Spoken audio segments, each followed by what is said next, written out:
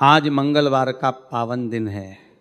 आज हम आपको हनुमान जी की एक ऐसी दुर्लभ और चमत्कारिक कथा सुनाने जा रहा हूं, जिसे सुनने मात्र से ही घर की सारी गरीबी, दुख और बड़ी से बड़ी मुसीबत पल भर में दूर हो जाती है। ये कथा सिर्फ एक कहानी नहीं, बल्कि कलयुग में हनुमान जी की शक्ति का साक्षात प्रमाण है। अगर आप अपने जीवन में परेशान हैं तो बस सच्चे मन से इस कथा को अंत तक सुनिए, आपकी सारी चिंताएं मिट जाएंगी। तो चलिए जय श्री राम का नाम लेकर इस पवित्र कथा को शुरू करते हैं। बहुत पुरानी बात है। भारतवर्ष के एक छोटे से गांव में एक ब्राह्मण रहता था। उसका नाम था पंडित दीनदयाल। दीनदयाल स्वभाव से बहुत ही सरल और शांत व्यक्ति था। वह भगवान राम और हनुमान जी का परम भक्त था। उसके मुख पर हर समय राम नाम का जप चलता रहता था। उसके घर की हालत बहुत खराब थी। कहने को तो वह एक ब्राह्मण था, लेकिन उसकी गरीबी ने उसे तोड़कर रख दिया था। उसके घर में पत्नी थी जिसका नाम सुशीला था और 2 छोटे बच्चे थे। दीनदयाल के पास ना तो खेती के लिए जमीन थी और ना ही व्यापार के लिए धन। वह केवल भिक्षा मांगकर और पूजा पाठ करके अपने परिवार का पेट पालने की कोशिश करता था। लेकिन कलयुग के प्रभाव के कारण गांव के लोग भी अब धर्म कर्म से दूर हो रहे थे, इसलिए उसे बहुत कम दक्षिणा मिल पाती थी। दीनदयाल का घर गांव के बिल्कुल आखिरी छोर पर बना हुआ था। वह घर भी कच्ची मिट्टी का था और उसकी छत जगह जगह से टूटी हुई थी। बारिश के दिनों में तो पूरी झोपड़ी में पानी टपकता रहता था। लेकिन इतनी गरीबी होने के बाद भी दीनदयाल का नियम था कि वह रोज सुबह 4 बजे उठता, नदी पर जाकर स्नान करता और फिर गांव के बाहर बने पुराने हनुमान मंदिर में जाकर पूजा करता था। वो मंदिर बहुत पुराना था और वीरान जगह पर था, इसलिए वहाँ ज़्यादा लोग नहीं आते थे। दीनदयाल वहाँ घंटों बैठकर हनुमान चालीसा का पाठ करता और हनुमान जी की मूर्ति को बड़े प्यार से साफ करता। उसे विश्वास था कि एक ना एक दिन उसके बजरंगबली उसकी सुनेंगे और उसके दुख दूर करेंगे।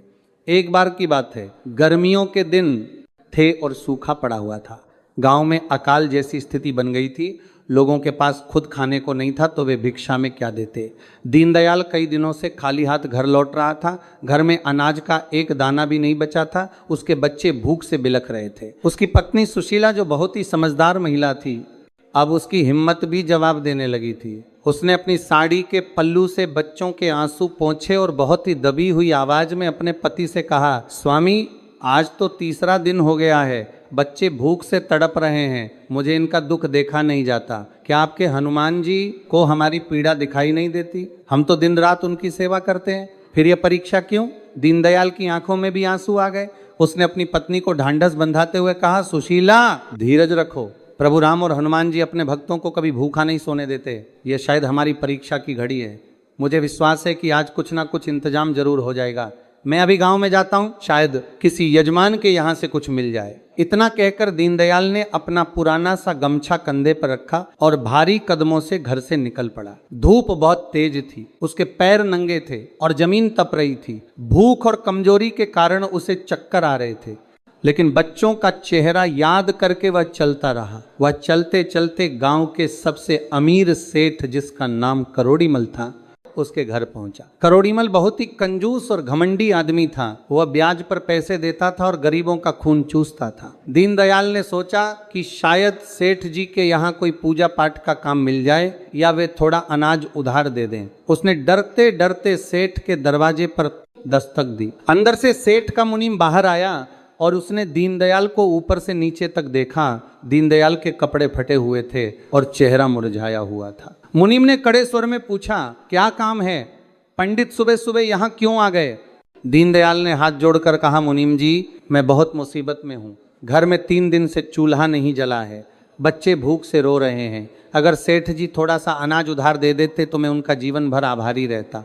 जैसे ही स्थिति सुधरेगी मैं 1-1 पाई चुका दूंगा या उसके बदले आपके यहाँ कम कर दूंगा। मुनीम ने जोर से हंसते हुए कहा, उधार? अरे पंडित, सेठ जी तो अपनी परछाई भी किसी को मुफ्त में नहीं देते और तुम तो पहले से ही इतने गरीब हो, तुम क्या चुकाओगे?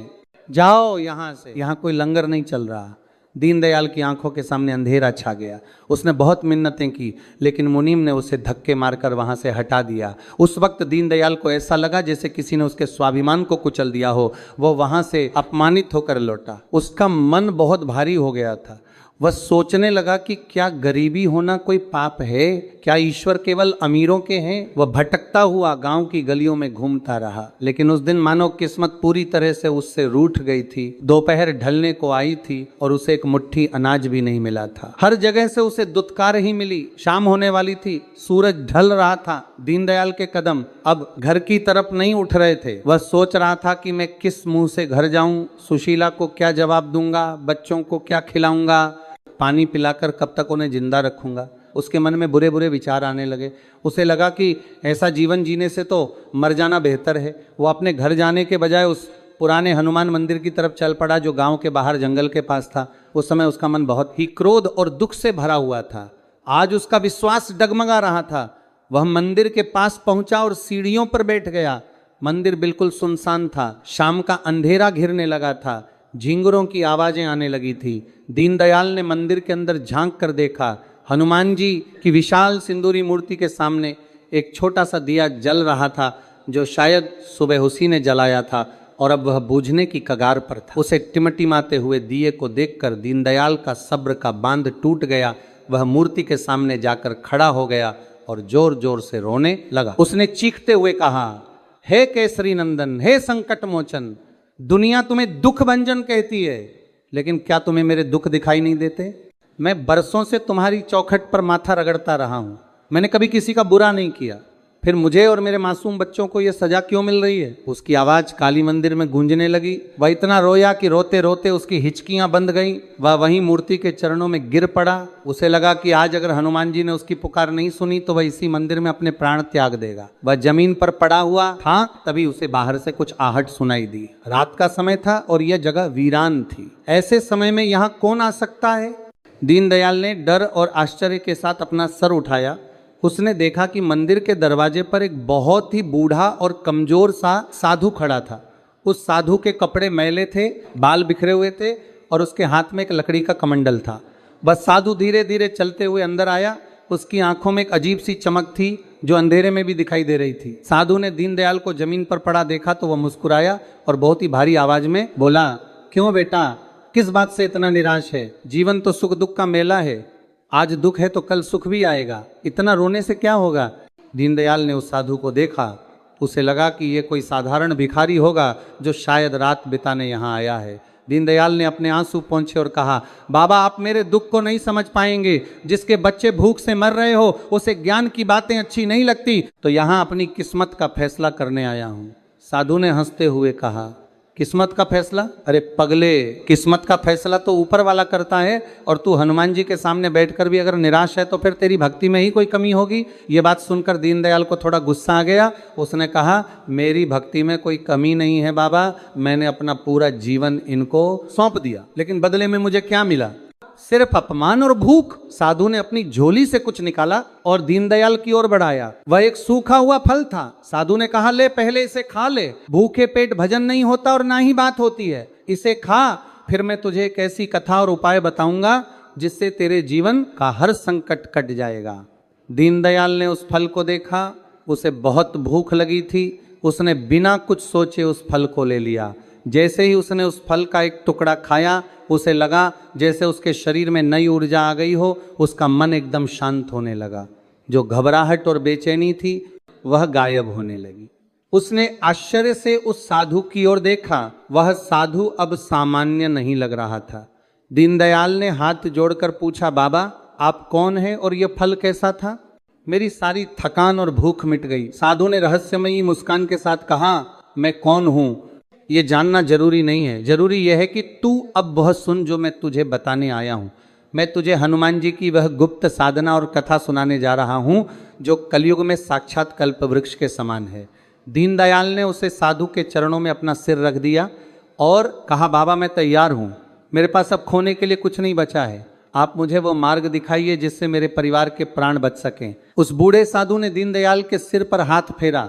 उस स्पर्श में एक ऐसी अलौकिक शक्ति थी कि दीनदयाल का रोम रोम पुलकित हो उठा। साधु ने उसे अपने पास बिठाया और कहा, ध्यान से सुन दीनदयाल, ये कथा केवल एक कहानी नहीं है, यह हनुमान जी की कृपा का वह गुप्त द्वार है जो सैकड़ों वर्षों में किसी एक भाग्यशाली को ही मिलता है। जो भी व्यक्ति मंगलवार के दिन पूरी श्रद्धा से इस कथा को सुनता है, उसके जीवन से दरिद्रता ऐसे गायब हो जाती है जैसे सूर्य के निकलने पर अंधकार गायब हो जाता है। साधु ने अपनी आंखें मूंद ली और कथा शुरू की। बहुत समय पहले की बात है, विदर्भ देश में कुंदनपुर नाम का एक बहुत ही सुंदर नगर हुआ करता था। वह नगर धन धान्य से परिपूर्ण था। वहां के राजा और प्रजा दोनों ही बहुत सुखी थे। उसी नगर में एक ब्राह्मण रहता था जिसका नाम था केशव दत्त। केशव दत्त वेदों का जाता था और बहुत ही कर्मकांडी ब्राह्मण था, लेकिन विद्वान होने के बावजूद वह बहुत गरीब था। उसके घर में उसकी पत्नी सुमति रहती थी। सुमति बहुत ही धार्मिक और पतिव्रता स्त्री थी, लेकिन गरीबी के कारण वह अक्सर दुखी रहती थी।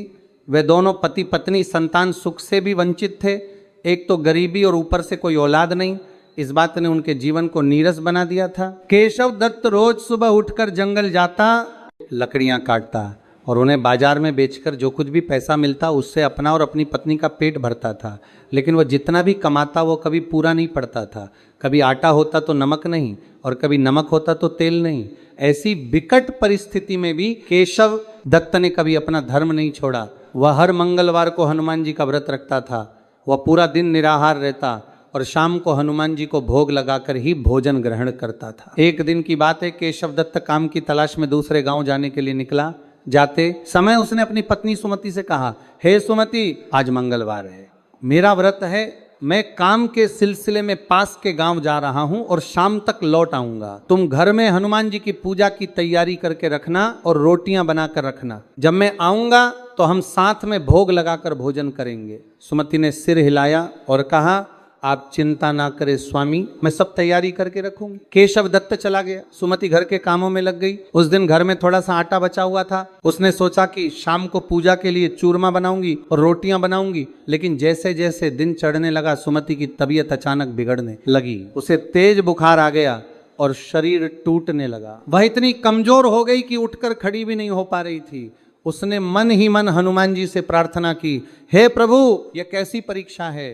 आज मेरे पति का व्रत है और मेरे शरीर में इतनी भी शक्ति नहीं है कि मैं उनके लिए भजन बना सकूं। दोपहर होते होते सुमति की हालत और खराब हो गई। वह बिस्तर पर पड़ी रही। शाम होने वाली थी लेकिन वह भोजन नहीं बना सकी। तभी दरवाजे पर केशव दत्त की आवाज आई।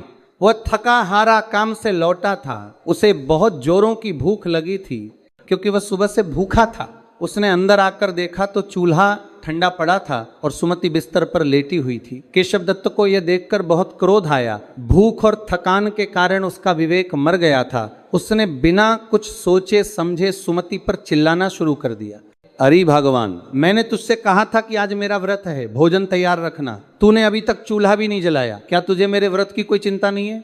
सुमति ने कांपते हुए हाथ जोड़े और बोली, स्वामी, मुझे क्षमा कर दीजिए। आज अचानक मुझे तेज बुखार आ गया जिसके कारण मैं उठ भी नहीं पाई। मेरा शरीर मेरा साथ नहीं दे रहा था। लेकिन केशव दत्त का गुस्सा शांत नहीं हुआ।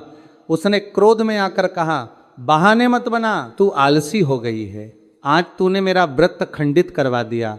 अब मैं इस घर में जल भी ग्रहण नहीं करूंगा। इतना कहकर केशव दत्त गुस्से में घर से बाहर निकल गया। वो सीधा गांव के बाहर बने हनुमान मंदिर की तरफ चल पड़ा। उसका मन बहुत अशांत था। वो मंदिर पहुंचा और हनुमान जी की मूर्ति के सामने बैठकर रोने लगा। उसने कहा, प्रभु, मैं आपकी इतनी सेवा करता हूं, फिर भी मेरे जीवन में सुख क्यों नहीं है? आज मुझे भूखा रहना पड़ा। क्या यही मेरी भक्ति का फल है? वह रात भर वही मंदिर में पड़ा रहा। उधर घर में सुमति को बहुत पश्चाताप हो रहा था। उसने सोचा कि मेरी वजह से मेरे पति को भूखा रहना पड़ा। उसने संकल्प लिया कि जब तक मेरे पति भोजन नहीं कर लेते तब तक मैं भी अन्न का एक दाना नहीं खाऊंगी और ना ही दवा लूंगी। वह बीमार हालत में ही जमीन पर लेट गई और हनुमान जी का नाम जपने लगी। पूरी रात वह जय हनुमान का जप करती रही। अगले दिन सुबह केशव दत्त का गुस्सा थोड़ा शांत हुआ तो वह घर लौटा। उसने देखा कि सुमति जमीन पर बेहोश पड़ी है। उसका शरीर बुखार से तप रहा था। केशव दत्त को अपनी गलती का एहसास हुआ। वह दौड़कर वैद्य को बुला लाया। वैद्य ने नब्ज देखी और कहा कि इनकी हालत बहुत नाजुक है। अगर इन्होंने कुछ खाया नहीं तो इनके प्राण भी जा सकते हैं। केशव दत्त ने सुमति को होश में लाने की कोशिश की और उसे थोड़ा दूध पिलाना चाहा, लेकिन सुमति ने होश में आते ही मुंह फेर लिया उसने कमजोर आवाज में कहा, स्वामी आपने कल व्रत नहीं खोला था, जब तक आप हनुमान जी को भोग लगाकर भोजन नहीं करेंगे मैं भी कुछ नहीं खाऊंगी। केशव दत्त ने उसे बहुत समझाया कि मैं भोजन कर लूंगा, तुम दवा और दूध ले लो, लेकिन सुमति अपनी जिद पर अड़ी रही। देखते ही देखते 2 दिन बीत गए। केशव दत्त ने कुछ खाया और ना ही सुमति ने, दोनों की हालत मरने जैसी हो गई। तीसरे दिन मंगलवार था, सुमति का शरीर अब जवाब दे चुका था, वह लगभग मृत्यु के करीब थी। केशव दत्त उसके पास बैठा रो रहा था। तभी अचानक उनके घर के आंगन में एक बहुत तेज प्रकाश हुआ। वह प्रकाश इतना तेज था कि केशव दत्त की आंखें चुंधिया गई। जब प्रकाश थोड़ा कम हुआ तो उन्होंने देखा कि उनके सामने एक दिव्य बालक खड़ा है। उस बालक के चेहरे पर सूर्य जैसा तेज था और उसने लाल रंग के वस्त्र पहन रखे थे। उसके हाथों में एक गदा थी। केशव दत्त और सुमति उस बालक को देखकर हैरान रह गए। उस बालक ने मुस्कुराते हुए कहा, माता सुमति उठो, तुम्हारी भक्ति और निष्ठा से मैं बहुत प्रसन्न हूँ। तुमने अपने पति के धर्म की रक्षा के लिए अपने प्राणों की भी चिंता नहीं की। मांगो, क्या वरदान मांगती हो? सुमति को विश्वास ही नहीं हो रहा था कि साक्षात हनुमान जी बालक के रूप में उसके सामने खड़े हैं। वह लड़खड़ाते हुए उठी और उसे बालक के चरणों में गिर पड़ी। उसने रोते हुए कहा, हे प्रभु, अगर आप सचमुच मुझ पर प्रसन्न हैं तो मेरे पति के जीवन के सारे कष्ट हर लीजिए, इनकी गरीबी दूर कर दीजिए और हमें भक्ति का दान दीजिए। बालक रूपी हनुमान जी ने कहा, तथास्तु, लेकिन इसके लिए तुम्हें एक विशेष व्रत और कथा का पालन करना होगा। जो भी व्यक्ति लगातार 21 मंगलवार तक इस विधि से व्रत रखेगा और आज जो कथा मैं तुम्हें सुनाने जा रहा हूं उसका पाठ करेगा या सुनेगा, उसके घर में कभी दरिद्रता नहीं रहेगी। उसे धन, वैभव, संतान और सुख की प्राप्ति होगी। केशव दत्त ने हाथ जोड़कर पूछा, प्रभु वह कथा कौन सी है और वह विधि क्या है? कृपा करके हमें बताइए, हम उसका पालन अवश्य करेंगे। तब हनुमान जी ने कहा, ध्यान से सुनो केशव, ये कथा बहुत ही चमत्कारी है। एक समय की बात है, अवंतिका नगरी में एक बहुत ही धनवान सेठ रहता था। इतना कहकर वह बूढ़ा साधु रुका। उसने दीनदयाल की ओर देखा जो मंत्रमुग्ध होकर सुन रहा था। साधु ने कहा, दीनदयाल, अब जो कथा उस दिव्य बालक ने केशव दत्त को सुनाई थी वही असली मंगलवार की पावन कथा है। यह कथा के अंदर एक और कथा है जो जीवन को बदल देती है। क्या तुम उस परम रहस्यमय कथा को सुनने के लिए तैयार हो? क्योंकि अब जो मैं सुनाऊंगा उसमें ही तुम्हारी गरीबी का तोड़ छिपा है। दीनदयाल ने उत्सुकता से कहा, जी बाबा, मैं एक एक शब्द सुनने के लिए व्याकुल हूं, आप रुकिए मत। मुझे बताइए कि उस बालक ने अवंतिका नगरी के सेठ की कौन सी कथा सुनाई? साधु ने अपनी बात को आगे बढ़ाते हुए कहा, दीनदयाल, उस दिव्य बालक ने केशव दत्त को जो कथा सुनाई उसे बहुत ध्यान से सुना, क्योंकि यही वह मूल मंत्र है जिससे सोई हुई किस्मत जाग जाती है। बालक रूपी हनुमान जी ने केशव दत्त से कहा, हे केशव, अवंतिका नगरी में इस सेठ का नाम धनपाल था। वह कुबेर के समान धनवान था। उसके पास 7 पीढ़ियों तक बैठकर खाने के लिए दौलत थी। उसके घर के दरवाजे पर हाथी और घोड़े बंधे रहते थे। नौकर चाकरों की कोई कमी नहीं थी। लेकिन इतना सब कुछ होने के बाद भी उस सेठ और उसकी पत्नी के चेहरे पर कभी मुस्कान नहीं देखी गई। कारण केवल एक था, उनकी कोई संतान नहीं थी। वे दोनों पति पत्नी रोज रात को यही सोचकर रोते थे कि हमारे मरने के बाद इस अपार संपत्ति का वारिस कौन होगा, हमारा नाम लेने वाला कौन होगा। सेठ धनपाल बहुत ही धर्म कर्म करने वाला व्यक्ति था। उसने नगर में कई धर्मशालाएं बनवाई थीं, कुएं खुदवाए थे, गरीबों को भोजन कराता था, लेकिन उसके मन की शांति खो चुकी थी। उसकी पत्नी, जिसका नाम मालती था, वह भी बहुत दुखी रहती थी। पड़ोसी और रिश्तेदार अक्सर ताने मारते थे कि यह सब धन किस काम का, जब इसे भोगने वाला ही कोई नहीं है। बांझ होने का ताना मालती के दिल को छलनी कर देता था। एक दिन मालती बहुत उदास बैठी थी, तभी उसके घर एक वृद्ध सन्यासी भिक्षा मांगने आए। मालती ने बहुत ही आदर सत्कार के साथ उन्हें भोजन कराया और दक्षिणा दी। सन्यासी ने मालती के चेहरे पर छाई उदासी को पढ़ लिया। उन्होंने पूछा, बेटी, तुम इतनी संपन्न होकर भी इतनी दुखी क्यों हो? तुम्हारी आंखों में यह कैसा सूनापन है? मालती ने रोते हुए सन्यासी के चरणों में सिर रख दिया और अपनी सारी व्यथा कह सुनाई। उसने कहा, महाराज, मेरे घर में सब कुछ है, बस एक किलकारी की कमी है। मुझे लगता है कि भगवान ने मेरी किस्मत में संतान सुख लिखा ही नहीं है। सन्यासी ने मुस्कुराते हुए कहा, बेटी, निराश मत हो। इस दुनिया में ऐसा कोई संकट नहीं है जिसे संकट मोचन हनुमान दूर न कर सकें। तुम्हारी समस्या का समाधान केवल हनुमान जी ही कर सकते हैं। मालती ने उत्सुकता से पूछा, महाराज मुझे क्या करना होगा? आप जो कहेंगे मैं वो करूंगी, चाहे मुझे अपने प्राण ही क्यों न देने पड़े। सन्यासी ने कहा, प्राण नहीं देने हैं बेटी, बस पूर्ण श्रद्धा और विश्वास रखना है तुम्हें और तुम्हारे पति को। लगातार 21 मंगलवार तक हनुमान जी का व्रत रखना होगा। लेकिन यह साधारण व्रत नहीं है, इसकी एक विशेष विधि है जिसे बहुत कम लोग जानते हैं। अगर तुम उस विधि से पूजा करोगी तो पत्थर में भी फूल खिल सकते हैं। मालती ने हाथ जोड़कर वह विधि पूछी। सन्यासी ने बताया, सुनो, आने वाले मंगलवार से तुम दोनों पति पत्नी ब्रह्म मुहूर्त में उठना, नदी या कुएं के जल से स्नान करना और लाल रंग के वस्त्र धारण करना। घर के ईशान कोण में यानी पूर्व और उत्तर दिशा के कोने में एक चौकी लगाना और उस पर लाल कपड़ा बिछाना। वहां हनुमान जी की मूर्ति या चित्र स्थापित करना। पूजा में केवल लाल फूलों का ही प्रयोग करना और प्रसाद के रूप में गुड़ और चने का भोग लगाना। सबसे जरूरी बात यह है कि जब तुम पूजा करो तो मन में कोई भी छल कपट या किसी के प्रति बुरा भाव नहीं होना चाहिए। सन्यासी ने आगे बताया, दिन भर मन ही मन हम हनुमते नमः मंत्र का जाप करना। शाम के समय जब सूर्य अस्त हो रहा हो तब दोबारा हनुमान जी के सामने घी का दीपक जलाना और उन्हें चूरमे का भोग लगाना। याद रखना, उस दिन घर में नमक का प्रयोग बिल्कुल नहीं होना चाहिए। ना तुम खाओगे और ना ही घर में किसी को खाने दोगे। और सबसे महत्वपूर्ण बात, 21वें मंगलवार को जब व्रत का उद्यापन करो तो 21 छोटे बालकों को, जिन्हें हनुमान जी का रूप माना जाता है, उन्हें आदर पूर्वक घर बुलाकर भोजन कराना और उन्हें लाल रंग का वस्त्र या फल उपहार में देना। अगर तुमने ऐसा किया तो हनुमान जी तुम्हारी सूनी गोद जरूर भर देंगे। इतना बताकर वो सन्यासी वहां से चले गए। मालती ने शाम को जब सेठ धनपाल घर आए तो उन्हें सारी बात बताई। धनपाल, जो हर जगह से निराश हो चुका था, उसे इस बात में उम्मीद की एक किरण दिखाई दी। उसने कहा, मालती, हम ये व्रत जरूर करेंगे। हमने इतने डॉक्टरों और वैद्यों के चक्कर लगाए, इतने टोने टोटके किए, तो प्रभु की शरण में जाने से पीछे क्यों हटे। अगले ही मंगलवार से सेठ और सेठानी ने व्रत शुरू कर दिया। उन्होंने पूरी निष्ठा के साथ नियमों का पालन किया। वे सुबह जल्दी उठते, पूजा करते और दिन भर हनुमान जी का ध्यान करते। पहले कुछ मंगलवार तो सब ठीक चला, लेकिन जैसे जैसे समय बीतने लगा उनकी परीक्षा शुरू हो गई। उनके व्यापार में अचानक घाटा होने लगा। उनके कुछ जहाज जो माल लेकर विदेश गए थे वे समुद्र में डूब गए। लेनदार घर पर आकर तकादा करने लगे।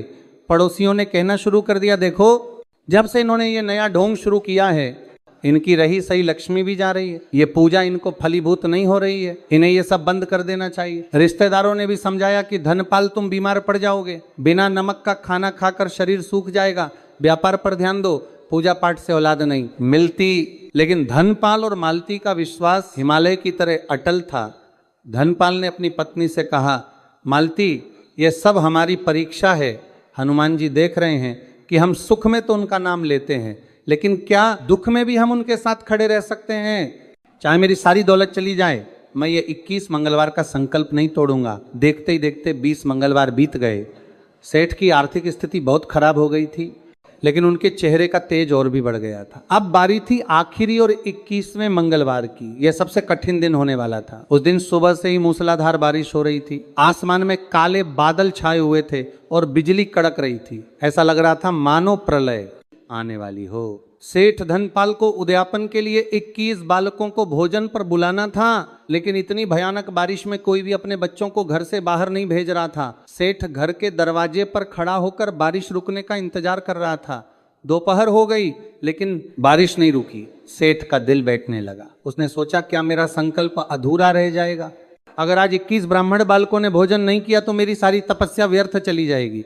मालती अंदर पूजा घर में बैठी रो रही थी। उसने हनुमान जी की मूर्ति के सामने सिर पटक दिया और कहा, प्रभु, मेरी लाज अब आपके हाथ में है। अगर आज ये व्रत खंडित हुआ तो मैं अपने प्राण त्याग दूंगी। तभी एक चमत्कार हुआ। इतनी तेज बारिश और तूफान के बीच उन्हें दूर से कुछ बच्चों के हंसने और बात करने की आवाज सुनाई दी। सेठ ने आश्चर्य से देखा कि 21 छोटे छोटे बालक भीगते हुए उनके घर की ओर आ रहे हैं। उनके घर के कोटे हुए चेहरे पर एक अद्भुत चमक थी। वे बारिश में भीग रहे थे, लेकिन उन्हें ठंड नहीं लग रही थी। वे सब सेठ के दरवाजे पर आए और एक साथ बोले, बाबा, हमें बहुत जोरों की भूख लगी है, क्या हमें भोजन मिलेगा? सेठ की खुशी का ठिकाना नहीं रहा। वह दौड़कर अंदर गया और मालती को बुलाया। दोनों ने मिलकर उन बच्चों के पैर धोए, उन्हें सूखे कपड़े पहनाए और बड़े ही प्रेम से उन्हें चूरमे का भोजन कराया। बच्चे बड़े चाव से भोजन कर रहे थे। सेठ और सेठानी उन्हें देखकर ऐसे तृप्त हो रहे थे मानो उन्हें तीनों लोकों का सुख मिल गया हो। जब बच्चे भोजन कर चुके तो सेठ ने उन्हें उपहार देने के लिए जैसे ही अपनी तिजोरी खोली वह हैरान रह गया। जो तिजोरी व्यापार में घाटे के कारण खाली हो चुकी थी वह अब सोने और चांदी के सिक्कों से लबालब भरी हुई थी। उसे अपनी आंखों पर विश्वास नहीं हुआ। वह दौड़कर बच्चों के पास वापस आया, लेकिन वहां कोई नहीं था। वे 21 बच्चे पलक झपकते ही गायब हो चुके थे। न वे दरवाजे से बाहर गए, न आंगन में थे। तभी आकाशवाणी हुई, धनपाल, तेरी भक्ति और धैर्य से मैं प्रसन्न हूं। जिन बच्चों को तूने भोजन कराया वे कोई साधारण बालक नहीं थे, वे मेरे ही गुण थे। तूने अपनी गरीबी और समाज के ताने सहकर भी मेरा व्रत नहीं छोड़ा। जा, तेरा घर अब कभी खाली नहीं रहेगा। तुझे जल्द ही एक तेजस्वी पुत्र रत्न की प्राप्ति होगी जो तेरे कुल का नाम रोशन करेगा। बालक रूपी हनुमान ने केशव दत्त से कहा, केशव, उस सेठ के घर ठीक 9 महीने बाद एक सुंदर पुत्र का जन्म हुआ और उसका खोया हुआ सारा धन ब्याज समेत वापस आ गया। अवंतिका नगरी में उस सेठ का मान सम्मान पहले से भी ज्यादा बढ़ गया। यह चमत्कार उसी मंगलवार व्रत का फल था। कहानी सुनाकर वह दिव्य बालक हनुमान जी केशव दत्त की आंखों में देखते हुए बोले, केशव, मैंने तुम्हें यह कथा इसलिए सुनाई ताकि तुम्हें विश्वास हो जाए कि हनुमान जी के लिए कुछ भी असंभव नहीं है। अब मैं तुम्हें वह बीज मंत्र बताता हूं जिसे तुम्हें इस कथा के बाद जपना है। इतना कहकर साधु रुका। दीनदयाल, जो अब तक सांस रोके ये कहानी सुन रहा था, उसने तड़प कर पूछा, बाबा, वो बीज मंत्र क्या है और केशव दत्त के साथ आगे क्या हुआ? क्या उसकी गरीबी भी मिट्टी? साधु ने दीनदयाल के सिर पर हाथ फेरा और कहा, धीरज रख बेटा, सब बताऊंगा। अब जो होने वाला था वह केशव दत्त की कल्पना से भी परे था। हनुमान जी ने उसे न केवल मंत्र दिया बल्कि उसे एक ऐसा आदेश भी दिया जिसे पूरा करना हर किसी के बस की बात नहीं थी। साधु ने अपनी बात आगे बढ़ाई और उसकी आंखों में गहरी चमक आ गई। उसने दीनदयाल से कहा, बेटा, ध्यान से सुन। उस दिव्य बालक ने केशव दत्त को जो मंत्र और आदेश दिया वह साधारण नहीं था। वही वह घजी थी जब केशव दत्त की परीक्षा अपनी चरम सीमा पर थी। बालक रूपी हनुमान जी ने केशव दत्त से कहा, केशव, तुमने और तुम्हारी पत्नी ने जो कष्ट सहे हैं उससे तुम्हारे पिछले जन्मों के पाप तो कट गए हैं, लेकिन अभी भी तुम्हारे भाग्य में राजयोग बनने में एक बाधा बाकी है। मैं तुम्हें वह गुप्त मंत्र देता हूं जिसका जप तुम्हें हर संकट से बचाएगा। वह मंत्र है, एवं हम हनुमते रुद्रा महाकाय हूं फट, इस मंत्र अके खटबतन का संपा रहा हो, इस महाकर्ता हो आक महाकाय हूं। मंत्र का जाप तुम्हें चलते फिरते उठते बैठते करना है, लेकिन मेरी कृपा पूरी तरह पाने के लिए तुम्हें आज रात एक बहुत बड़ा काम करना होगा।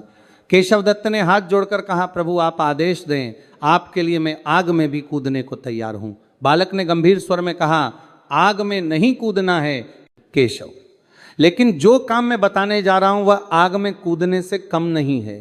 तुम्हारे गांव के उत्तर दिशा में जो घना जंगल है वहां एक बहुत पुराना बरगद का पेड़ है। उस पेड़ पर एक ब्रह्मराक्षस का वास है। वह पिछले 100 वर्षों से मुक्ति के लिए तड़प रहा है। उसने अपने जीवन में बहुत पाप किए थे, इसलिए उसे ये योनि मिली है। वह किसी को भी उस पेड़ के पास आने नहीं देता, जो भी जाता है उसे मार डालता है। तुम्हें आज आधी रात को जब दुनिया सो रही होगी उस पेड़ के नीचे जाना होगा और उसे भयानक ब्रह्म राक्षस को यही मंगलवार की पावन कथा सुननी होगी जो मैंने तुम्हें अभी सुनाई है। यह सुनकर केशव दत्त का शरीर एक पल के लिए कांप गया। उस बरगद के पेड़ और उस जंगल की कहानियां पूरे इलाके में मशहूर थीं। लोग दिन में भी उधर जाने से डरते थे। वहां जाने का मतलब था साक्षात मौत के मुंह में जाना। केशव दत्त के माथे पर पसीना आ गया, लेकिन उसने अपने सामने खड़े उस दिव्य बालक को देखा जिसके चेहरे पर अभय मुद्रा थी। केशव ने अपना डर मन ही मन दबाया और कहा, प्रभु अगर आपकी यही आज्ञा है तो मैं जाऊंगा। अगर उस राक्षस के हाथों मेरी मृत्यु भी लिखी है तो वो भी मुझे स्वीकार है, क्योंकि मैं आपके आदेश का पालन करते हुए मारूंगा। बालक मुस्कुराया और बोला, डरो मत केशव, जो राम का नाम लेता है उसका काल भी कुछ नहीं बिगाड़ सकता। तुम बस अपनी निष्ठा बनाए रखना।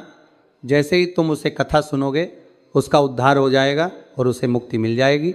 उसके मुक्त होते ही तुम्हें वह खजाना प्राप्त होगा जिसकी तुमने कभी कल्पना भी नहीं की होगी। इतना कहकर वह दिव्य प्रकाश पुंज धीरे धीरे कम होने लगा और देखते ही देखते वह बालक वहां से अंतर्धान हो गया। जैसे ही वह बालक गया, केशव दत्त को लगा जैसे वह किसी गहरी नींद से जागा हो। उसने देखा कि सुमति जो कुछ देर पहले तक मरने की हालत में थी, अब उठकर बैठ गई थी। उसके चेहरे की बीमारी और कमजोरी पूरी तरह गायब हो चुकी थी। सुमति ने केशव की ओर देखा और कहा, स्वामी, क्या मैंने कोई सपना देखा?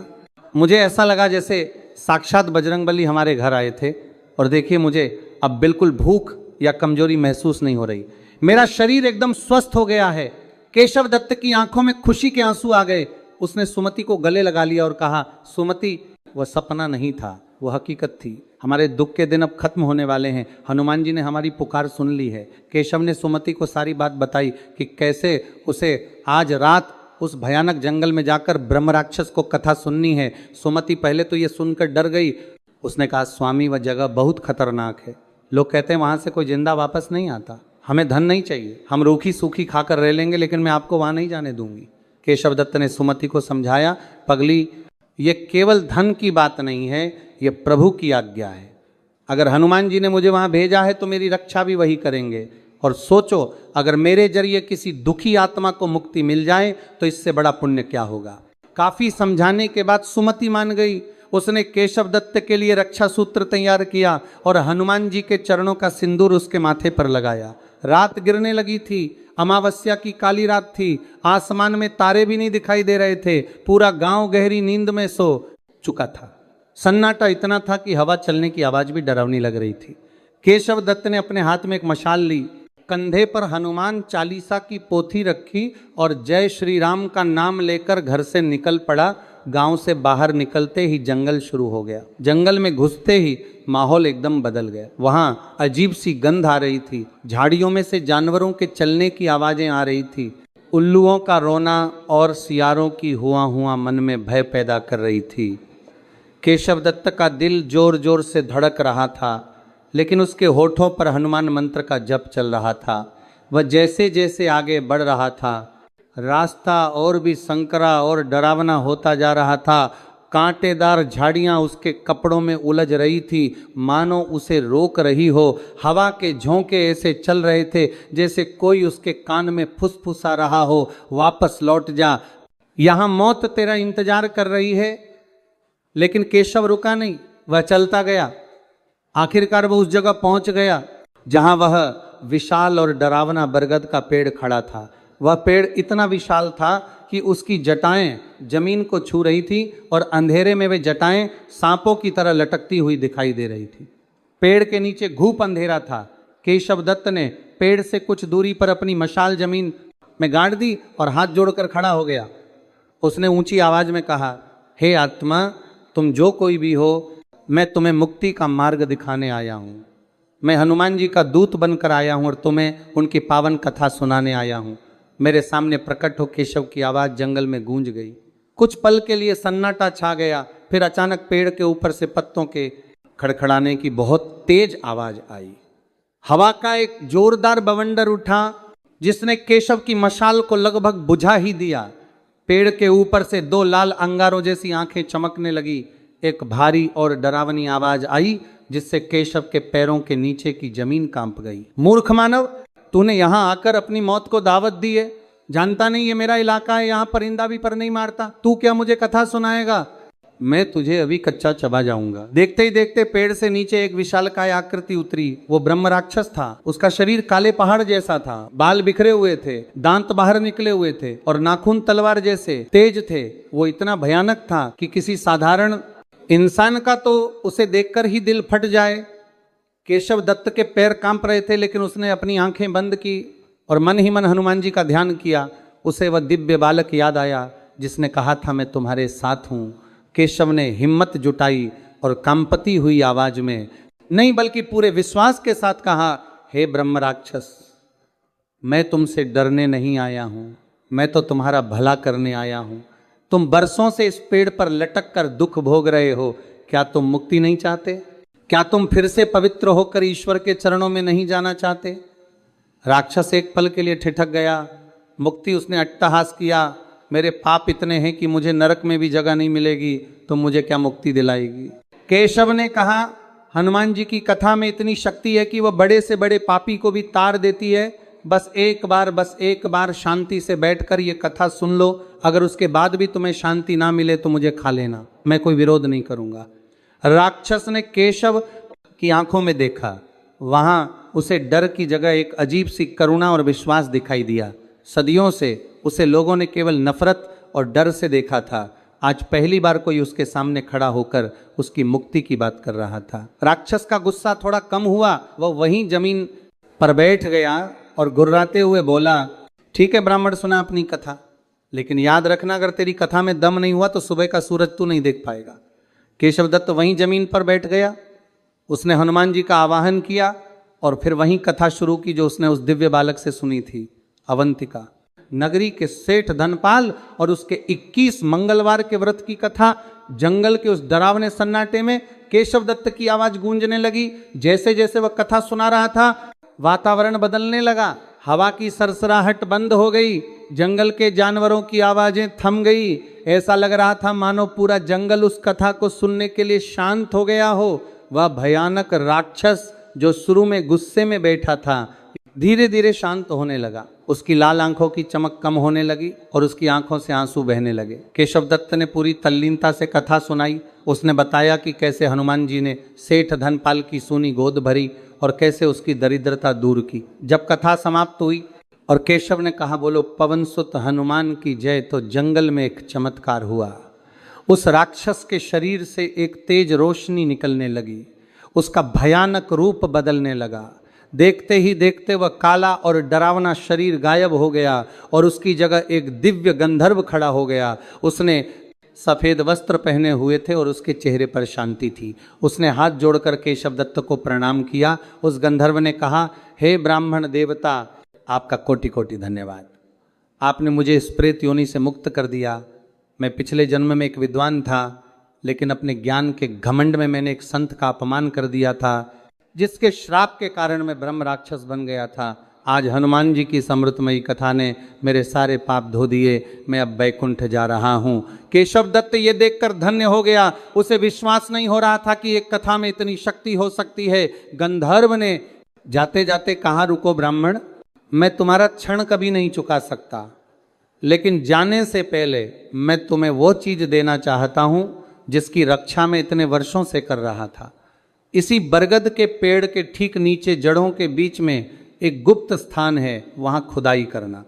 वहां तुम्हें पूर्वजों का गड़ा हुआ धन मिलेगा, वह अब तुम्हारा है।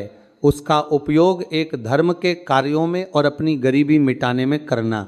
इतना कहकर वह गंधर्व आकाश मार्ग से चला गया। केशव दत्त वहां अकेला खड़ा था, लेकिन अब उसे डर नहीं लग रहा था। उसने तुरंत पेड़ के नीचे की जमीन देखी, वहां की मिट्टी कुछ उभरी हुई थी। उसने पास पड़ा एक नुकीला पत्थर उठाया और खुदाई शुरू कर दी।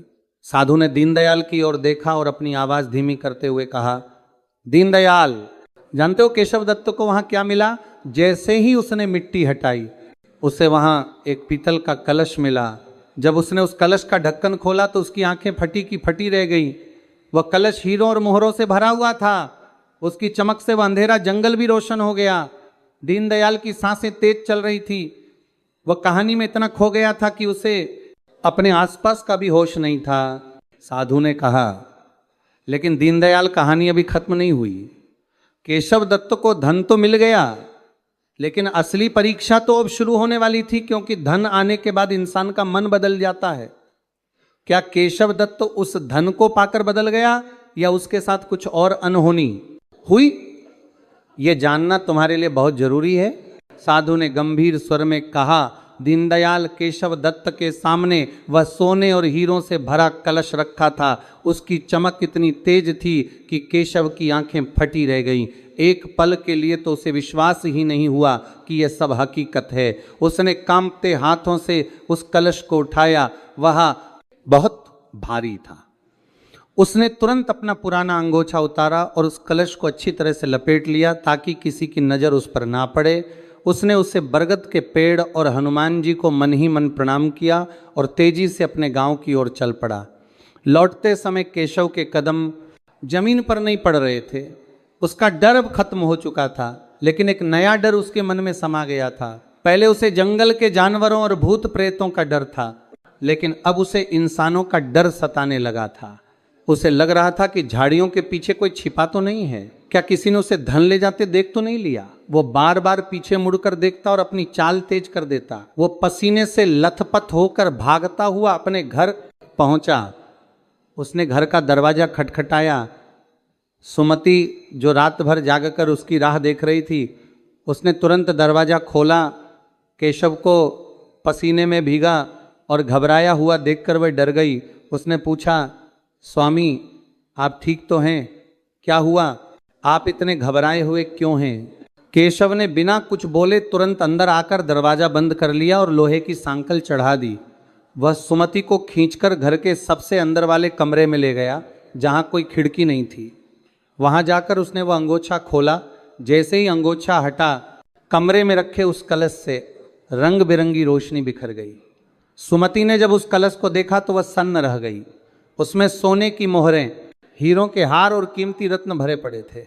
सुमति ने अपनी जिंदगी में इतना धन एक साथ कभी नहीं देखा था। उसकी आवाज नहीं निकल रही थी। उसने इशारे से पूछा कि ये सब क्या है? केशव ने हाँफते हुए सारी बात बताई। उसने बताया कि कैसे उसने ब्रह्म राक्षस को कथा सुनाई, कैसे उसे मुक्ति मिली और कैसे उस गंधर्व ने उसे यह गुप्त खजाना दिया। ये सुनकर सुमति की आंखों से आंसू बहने लगे। उसने हाथ जोड़कर कहा, हे बजरंगबली, आपकी लीला अपरंपार है। आपने हमारी गरीबी मिटा दी। केशव दत्त बहुत खुश था। वह उन सिक्कों को बार बार छू कर देख रहा था। उसने सुमति से कहा, देखो सुमति, अब हमारे दुख के दिन बीत गए। अब हम राजाओं की तरह रहेंगे। तुम्हें अब दूसरों के घरों में झांकने की जरूरत नहीं पड़ेगी। मैं तुम्हारे लिए रेशमी साड़ियां लाऊंगा, हम बड़ा महल बनाएंगे। लेकिन सुमति जो बहुत ही सात्विक और समझदार थी, उसने केशव का हाथ पकड़ लिया और कहा, स्वामी धन तो आ गया, लेकिन मुझे डर लग रहा है। केशव ने हैरान होकर पूछा, डर किस बात का? डर पगली, अब तो डरने के दिन गए। सुमति ने कहा, स्वामी गरीबी में हम एक दूसरे के करीब थे और भगवान के करीब थे।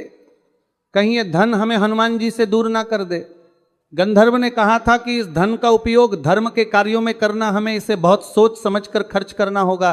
केशव ने हंसते हुए कहा, तुम चिंता मत करो, मैं सब संभाल लूंगा। अगले ही दिन से केशव दत्त के घर का नक्शा बदलने लगा। उसने शहर से बड़े बड़े कारीगर बुलवाए। उसकी टूटी फूटी झोपड़ी की जगह एक आलीशान हवेली बनने लगी। उसने अपने और सुमति के लिए महंगे कपड़े और जेवर खरीदे। घर में नौकर चाकर रख लिए गए। जिस घर में कल तक खाने के लाले पड़े थे, आज वहां पकवानों की खुशबू उड़ने लगी। गांव वाले ये बदलाव देखकर हैरान थे। जो लोग कल तक केशव को देखकर मुंह फेर लेते थे, अब वे उसके आगे पीछे घूमने लगे। पड़ोसी जो पहले ताने मारते थे, अब वे अपनी मीठी बातों से केशव को लुभाने लगे। अरे पंडित जी, हम तो पहले ही जानते थे कि आप पर भगवान की विशेष कृपा है, वे कहते। केशव को यह सब सुनकर बहुत अच्छा लगता। उसे अब अपनी तारीफ सुनने की आदत पड़ने लगी थी। शुरुआत में तो केशव ने हनुमान जी का नियम पालन किया। वह मंदिर भी जाता और दान भी करता। लेकिन जैसे जैसे समय बीतने लगा, केशव के व्यवहार में बदलाव आने लगा। धन का नशा धीरे धीरे उस पर चढ़ने लगा। अब वह सुबह देर तक सोता रहता। जब सुमति उसे पूजा के लिए उठाती तो वह कहता, अरे सुमति, आज बहुत कम है, व्यापार का हिसाब देखना है, सेठों से मिलने जाना है। पूजा तुम कर लो, मेरे बदले का भी कर लेना। जो केशव दत्त पहले 4:00 बजे उठकर ठंडे पानी से नहाता था, अब उसे गर्म पानी चाहिए होता था। जो केशव पहले घंटों हनुमान चालीसा पढ़ता था, अब उसके पास 2 मिनट हाथ जोड़ने का भी समय नहीं था। उसके घर के बाहर अब गरीबों और साधुओं की भीड़ लगी रहती थी, क्योंकि सबको पता चल गया था कि पंडित जी बहुत अमीर हो गए हैं। पहले केशव सबको कुछ ना कुछ देता था, लेकिन अब उसे लगने लगा कि ये लोग केवल मेरा धन लूटने आते हैं। एक मंगलवार की बात है, केशव अपनी दुकान पर बैठा हिसाब किताब कर रहा था। तभी वहां एक बहुत ही बूढ़ा और गरीब भिखारी आया। उसके कपड़े चिथड़े थे और वह भूख से कांप रहा था। उसने केशव के आगे हाथ फैलाया और कहा, सेठ जी 2 दिन से भूखा हूं, हनुमान जी के नाम पर कुछ दे दो। उस समय केशव का दिमाग किसी हिसाब में उलझा हुआ था। उसे उस भिखारी की आवाज सुनकर बहुत गुस्सा आया। वो अपनी गद्दी से उठा और चिल्लाया, अरे क्या तमाशा लगा रखा है, जब देखो कोई ना कोई मुंह उठाए चला आता है। क्या मैंने यहाँ खैरात बांटने के लिए दुकान खोली है?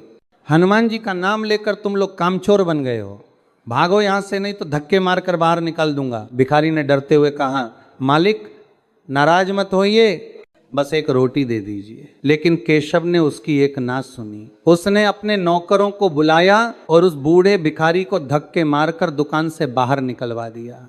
वो भिखारी गिरते गिरते बचा और उसने बहुत ही करुण दृष्टि से केशव की ओर देखा, फिर चुपचाप चला गया। जब केशव शाम को घर पहुंचा तो उसने देखा कि सुमति बहुत उदास बैठी है।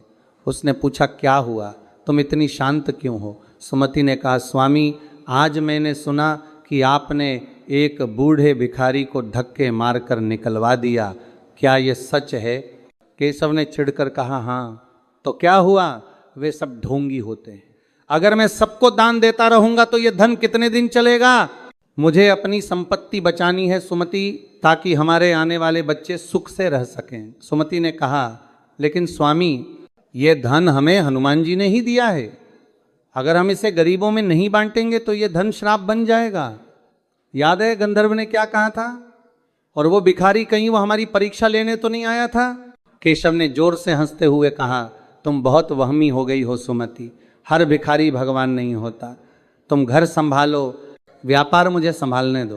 केशव दत्त को ये नहीं पता था कि सुमति की बात सच थी। उसका घमंड अब उसकी भक्ति पर भारी पड़ने लगा था। वह भूल गया था कि जो हनुमान जी दे सकते हैं वह ले भी सकते हैं। कुछ दिन और बीते। केशव दत्त अब नगर का सबसे बड़ा सेठ बन गया था। उसे राजा के दरबार में भी बुलाया जाने लगा था। एक दिन राजा ने केशव को अपने महल में आमंत्रित किया। केशव बहुत खुश था। उसने अपने सबसे कीमती हीरे जड़े वस्त्र पहने और राजा से मिलने गया। वहां उसने देखा कि राजा बहुत चिंतित बैठे हैं। राजा ने केशव से कहा, पंडित जी मैंने सुना है कि आप बहुत ज्ञानी और धनी हैं।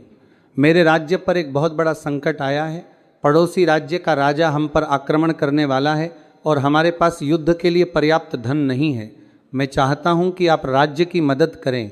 आप अपनी संपत्ति का कुछ हिस्सा राजकोष में दान दें। यह सुनकर केशव के पसीने छूट गए। उसे अपनी दौलत से इतना प्यार हो गया था कि उसका एक सिक्का भी देना उसे जान देने जैसा लगता था। उसने झूठ बोल दिया।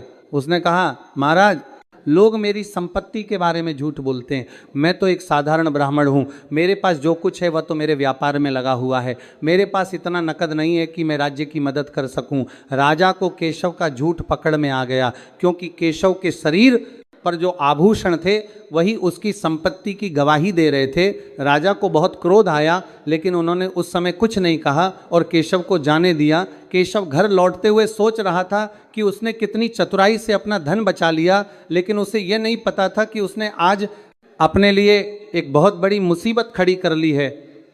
घर पहुंचकर वह चैन की नींद सो गया, लेकिन उसी रात उसके साथ वह घटना घटी जिसने उसकी जिंदगी को हिलाकर रख दिया। आधी रात का समय था।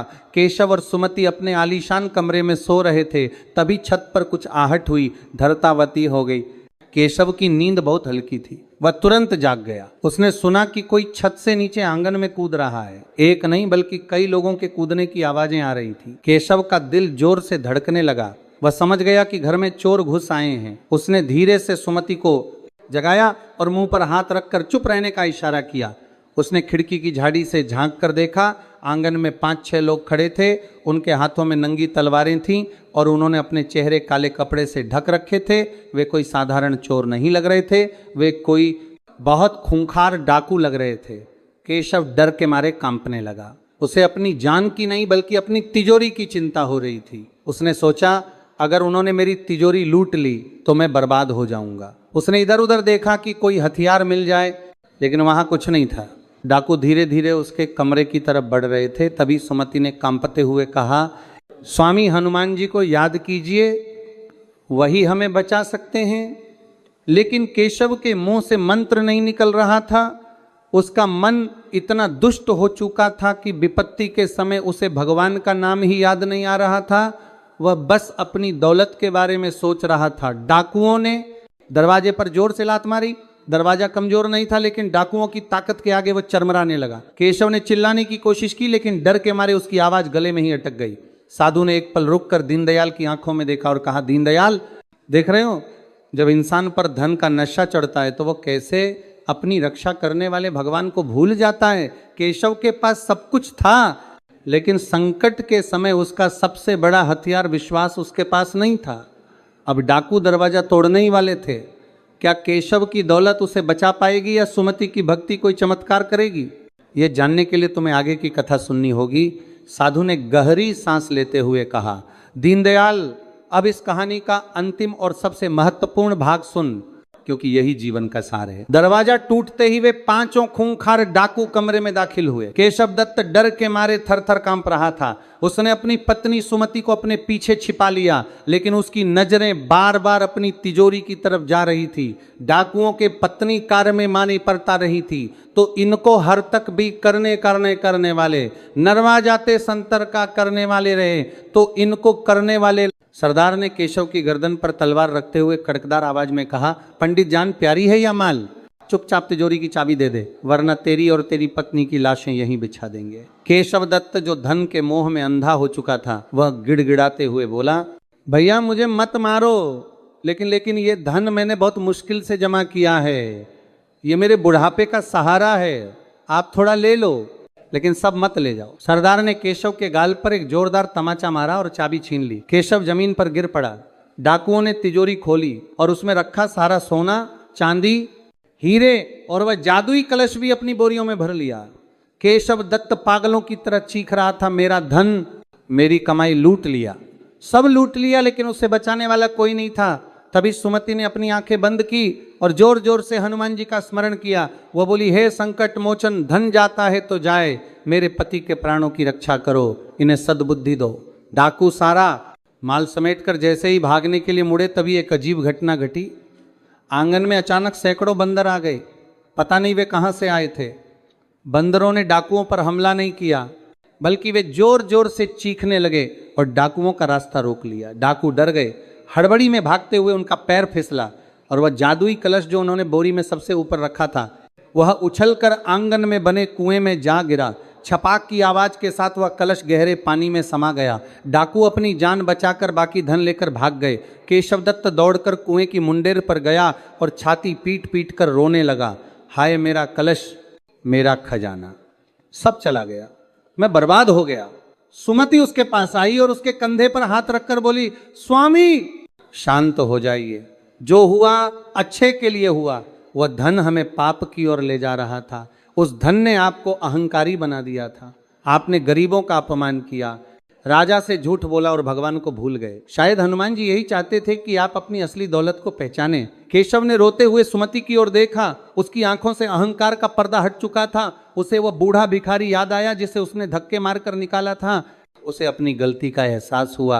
वह फूट फूट कर रोने लगा, सुमति तुम सही कह रही हो, मैं धन के नशे में राक्षस बन गया था, मैंने अपने प्रभु को नाराज कर दिया, क्या अब हनुमान जी मुझे कभी माफ करेंगे? सुमति ने कहा, हनुमान जी बहुत दयालु हैं स्वामी, अगर हम सच्चे मन से प्रायश्चित करें तो वे अवश्य माफ करेंगे। हमारे पास अब धन नहीं है, लेकिन हमारे पास जीवन है और एक दूसरे का साथ है। चलिए फिर से शुरुआत करते हैं। अगली सुबह केशव और सुमति उसी पुराने हनुमान मंदिर में गए। केशव ने मूर्ति के चरणों में गिरकर माफी मांगी। उसने संकल्प लिया कि अब वह कभी लालच नहीं करेगा और मेहनत की कमाई ही खाएगा। कहते हैं कि हनुमान जी ने उन्हें माफ कर दिया। केशव ने फिर से मेहनत शुरू की। धीरे धीरे उनके घर में बरकत होने लगी। उनके पास अब बेशुमार दौलत तो नहीं थी, लेकिन इतना धन जरूर था कि वे सुख से खा सकें और दूसरों की मदद कर सकें। और सबसे बड़ी बात, कुछ समय बाद सुमति की गोद भी भर गई और उन्हें एक सुंदर पुत्र रत्न की प्राप्ति हुई। केशव समझ गया कि संतोष ही सबसे बड़ा धन है और भक्ति ही असली खजाना है। कथा समाप्त करके उस बूढ़े साधु ने दीनदयाल की आंखों में देखा। दीनदयाल की आंखों से आंसू बह रहे थे। साधु ने कहा, दीनदयाल, इस कथा का सार समझ आया। केशव दत्त को धन तब मिला जब उसने दूसरों ब्रह्म राक्षस का भला चाहा, और धन तब छिन गया जब वह स्वार्थी हो गया। तू क्यों रोता है कि तेरे पास धन नहीं है? तेरे पास तो राम नाम का हीरा है। जा घर जा, तेरी पत्नी और बच्चे तेरी राह देख रहे हैं। हनुमान जी ने तेरी परीक्षा ले ली है और तू उसमें पास हो गया है। दीनदयाल ने हाथ जोड़कर पूछा, बाबा आपने मेरी आंखें खोल दी, लेकिन मेरे बच्चों की भूख। जब दीनदयाल ने सिर उठाया तो उसने देखा कि वहां कोई साधु नहीं था। मंदिर एकदम खाली था। केवल हनुमान जी की मूर्ति मुस्कुरा रही थी और मूर्ति के चरणों में वहीं एक फूल रखा था जो साधु ने उसे दिया था। दीनदयाल समझ गया कि उसे कथा सुनाने वाला कोई साधारण साधु नहीं बल्कि स्वयं साक्षात बजरंग बली थे। वह जय हनुमान के जयकारे लगाता हुआ उस फल को लेकर दौड़ता हुआ अपने घर पहुंचा। जैसे ही वह घर पहुंचा उसने देखा कि उसका घर जो सुबह तक टूटा फूटा था उसकी छत ठीक हो गई थी। घर के अंदर से भोजन की खुशबू आ रही थी।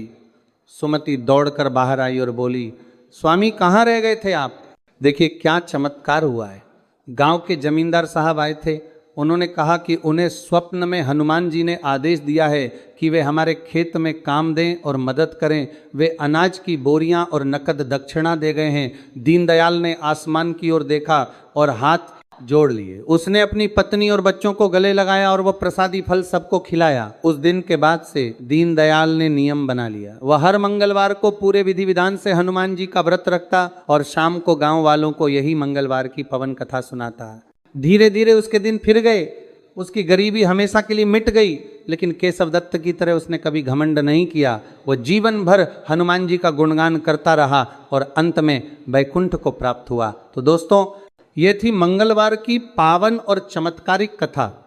जो भी भक्त सच्चे मन से इस कथा को सुनता है या हुंकारा भरता है, हनुमान जी उसके जीवन के सारे कष्ट, रोग, दोष और गरीबी को जड़ से मिटा देते हैं।